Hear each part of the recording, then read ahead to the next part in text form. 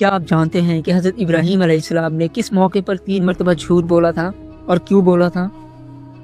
حضرت ابو ہریرہ رضی اللہ عنہ سے روایت ہے، حضرت ابراہیم علیہ السلام نے صرف 3 مرتبہ ایسی بات کہی جو ظاہر میں حقیقت کے خلاف لگتی تھی، لیکن وہ صرف اللہ کے لیے تھی۔ پہلا واقعہ، جب قوم کا میلہ تھا تو حضرت ابراہیم علیہ السلام نے کہا میں بیمار ہوں، تاکہ وہ اکیلے رہ کر بتوں کو توڑ سکے۔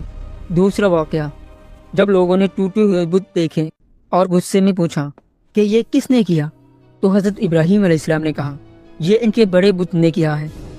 اور تیسرا واقعہ یہ ہے کہ حضرت ابراہیم علیہ السلام اور حضرت سارہ علیہ السلام سفر میں تھے اور ان کا گزر ایک ظالم بادشاہ کے علاقے سے ہوا۔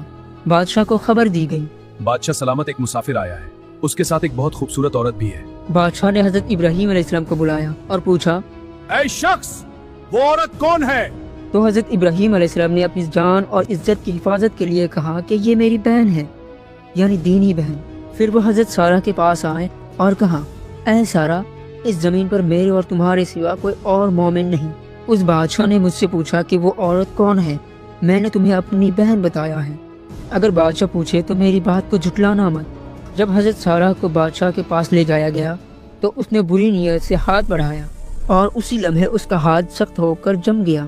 وہ گھبرا گیا اور بولا اے عورت، اللہ کے لیے اپنے رب سے دعا کرو میرا ہاتھ ٹھیک ہو جائے، میں تمہیں نقصان نہیں پہنچاؤں گا۔ حضرت سارہ نے دعا کی اور اس کا ہاتھ ٹھیک ہو گیا، لیکن جیسے ہی اس نے دوبارہ ہاتھ بڑھایا تو اس بار پہلے سے زیادہ سختی سے جم گیا۔ تیسری بار بھی یہی ہوا۔ اب بادشاہ ڈر گیا اور اپنے پہرے داروں سے کہا تم میرے پاس کوئی انسان نہیں بلکہ کوئی روح یا شیطان لائے ہو۔ آخر کار اس نے حضرت سارہ کو رخصت کر دیا اور خدمت کے لیے حضرت ہاجرہ کو تحفے میں دے دیا۔ جب حضرت سارہ واپس آئی تو حضرت ابراہیم علیہ السلام نے پوچھا کیا ہوا، تو انہوں نے جواب دیا اللہ نے اس گناہگار کے مکر کو ناکام بنا دیا اور خدمت کے لیے ہاجرہ کو بھی عطا فرما دیا۔ حضرت ابو ہریرہ رضی اللہ عنہ نے فرمایا اے اہل عرب، یعنی اولاد اسماعیل، یہی ہاجرہ تمہاری ماں ہے۔ سبسکرائب